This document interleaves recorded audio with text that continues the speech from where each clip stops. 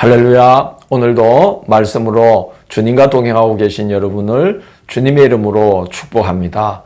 함께 보실 말씀은 사무엘하 22장에서 24장 말씀이 되겠습니다. 22장은 다윗의 신앙 고백이죠. 시편 18편에 그대로 이 내용이 수록되어 있습니다. 다윗은 먼저 첫째, 다윗이 경험한 하나님을 노래하고 있습니다. 나의 반석, 나의 요새, 나의 방패, 나의 구원의 뿔, 높은 망대며 피난처요 구원자로서 다윗은 하나님을 고백하고 있습니다. 다윗이 하나님을 그렇게 의지했고 또 그런 모습으로 함께 해주시기를 늘 기도했기 때문에 하나님께서 그렇게 자기를 나타내 주실 때에 다윗은 하나님을 그런 모습으로 인식하고 경험할 수가 있었던 것이죠. 그래서 두 번째 내용은, 이 신앙 고백의 두 번째 내용은 다윗이 늘 기도했을 때 그 기도를 응답해 주시는 하나님의 은혜를 고백하고 있습니다. 22장 4절 보면 내가 찬송받으실 여호와께 아뢰리니 그렇게 말하고 있고, 22장 7절을 보면 내가 환난 중에서 여호와께 아뢰며 나의 하나님께 아뢰었더니 이렇게 고백하고 있습니다. 늘 기도로 살았던 다윗이라는 것이죠. 22장 20절을 보면 하나님의 그 응답하심을 노래합니다. 나를 또 넓은 곳으로 인도하시고 나를 기뻐하심으로 구원하셨도다. 이렇게 고백합니다. 기도에 응답해 주셨다는 것이죠. 세 번째 신앙 고백의 내용은 의인을 돌보시는 하나님이심을 고백합니다. 22장 26절 27절을 보면 하나님께서 자비한 자에게는 주의 자비하심을, 완전한 자에게는 주의 완전하심을, 깨끗한 자에게는 주의 깨끗하심을 보이시고 사악한 자에게는 주의 거스르심을 보이신다고 노래하고 있습니다. 넷째는 성리케 하시는 하나님이심을 고백합니다. 22장 34절을 보면 나의 발로 암사슴에 발같게 하시고 내 손을 가르쳐서 싸울 수 있게 하시고 내 팔이 놋활을 당길 수 있도록 힘을 더해 주셨다라고 고백을 합니다. 그래서 주께서 마침내 원수로 하여금 땅에 티끌같이 부스러뜨리시고 진흙같이 하나님께서 원수를 밟아주셨다. 그래서 승리를 주시는 하나님이셨다라고 다윗은 하나님의 은혜를 노래하고 있습니다. 23장은 하나님께서 다윗에게 붙여주신 용사들과 그들의 무용담이 쭉 기록되어 있습니다. 읽어보면 대단한 영웅들이죠. 그런 사람을 두세 사람만 옆에 붙여주어도 천하를 얻을 수 있을 것만 같은데 하나님께서는 다윗에게 그런 용사들을 수없이 많이 붙여주셨어요. 그래서 하나님께서 다윗에게 사람의 복, 사람을 붙여주시는 복된 사람들을 붙여주시는 그런 은혜를 하나님께서 다윗에게 베풀었다 하는 게 23장의 내용입니다.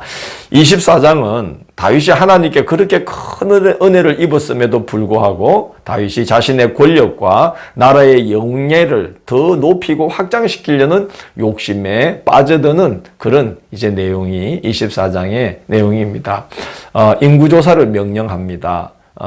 왜 그런가 하니 전쟁에 동원할 수 있는 병사의 수를 파악하려고 하는 것이죠. 이미 나라가 세력을 확장할 대로 확장했는데도 다윗은 그 나라를 제국으로 키우려는 욕심을 부리고 있는 것입니다. 이스라엘은 열방과 열국에게 하나님 나라의 모습을 드러내도록 사명을 부여받고 택함받고 그렇게 하라고 하나님께서 가나안의 땅을 주시고 나라를 세우게 해 주셨습니다.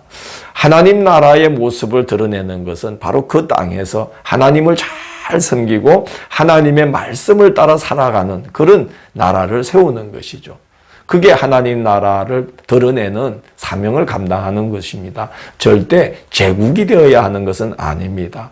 나라가 크든 작든 하나님의 뜻을 받드는 모습을 나타내어서 그래서 주변 나라들이 그 모습을 보고 하나님을 믿어 구원받게 하는 것이 이스라엘에게 부여된 사명이죠. 그러나 다윗은 욕심을 부리고 있습니다. 하나님을 생각하는 것보다 이제 자기의 명예, 권력, 나라의 영예를 더 높이고자 하는, 제국화시키고자 하는 욕심이 다윗에게 이제 생기게 된 것이죠.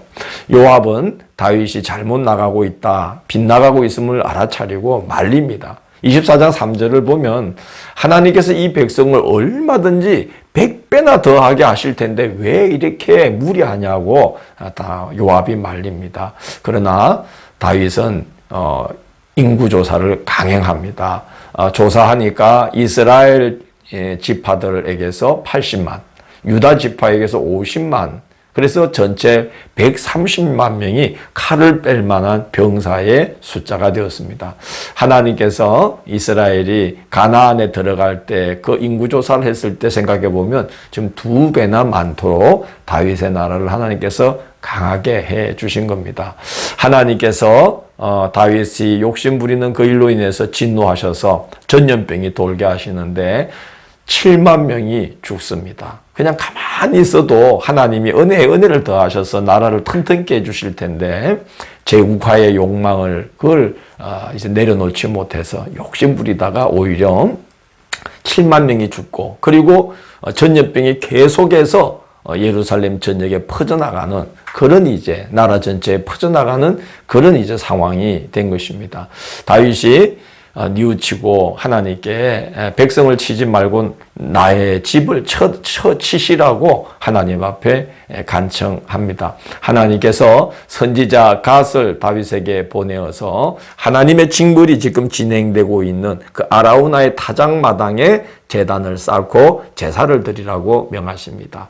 하나님의 사자, 백성들을 치는 하나님의 사자들이 지금 백성들을 전염병으로 막 이렇게 죽이면서 아라우나의 타작마당까지 딱 가 있었어요. 그래서 다윗이 이 아라우나에게 값을 치르고 그 땅을 사서 번제와 화목제를 드립니다. 하나님께서 기도를 들으시고 재앙이 그치도록 해 주십니다. 참 재앙이 닥쳤던 그런 상황이지만 그러나 이 아라우나의 타작마당, 다윗이 값을 주고 산 아라우나의 타작마당은 이후에 솔로몬이 성전을 세우는 성전의 터가 이제 됩니다. 하나님께서 그런 환난 중에도 또 징벌을 내리시는 중에도 또 그런 은혜를 또 준비해 놓으셨다는 것을 우리가 생각하게 됩니다. 사람은 아차 순간에 욕심에 이끌려서 죄에 빠져들 수 있다는 것을 늘 명심해야 되겠습니다. 다윗은 하나님께 이루 헤아릴 수 없이 크고 많은 은혜를 입었고 또 그럴 만큼 하나님께 헌신된 자였습니다. 그럼에도 불구하고 욕심을 부려서 죄에 빠져들 정도로 죄가 항상 우리 마음의 문 앞에 도사리고 있다는 것을 우리는 명심하고 우리는 늘 우리 자신을 하나님 앞에 복종시키면서 살아가야 되겠구나 하는 생각이 듭니다. 내일 4월 15일 목요일은 열왕기상 1장, 2장을 솔로몬을 세우시는 하나님이라는 제목으로 살펴보도록 하겠습니다. 오늘도 함께 해주셔서 감사합니다. 기도하겠습니다. 주님, 우리가 잠깐 사이에 어리석은 생각에 빠져들고 또 헛된 욕심에 사로잡혀서 욕심이 죄를 낳고 죄가 사망을 부르는 그런 어처구니 없는 지경으로 빠져들 수 있음을 우리가 잊지 말고 항상 주님을 의지하고 주님 앞에 겸손히 우리 자신을 내어드리며 하나님의 뜻을 받들며 우리 자신을 말씀으로 다스리며 기도로 다스리며 살아가는 저희들이 되도록 인도하여 주옵시고 성령의 도우심에 전적으로 의탁하며 살아가는 저희들의 생이 되도록 인도하여 주옵소서. 예수님 이름으로 기도드립니다. 아멘.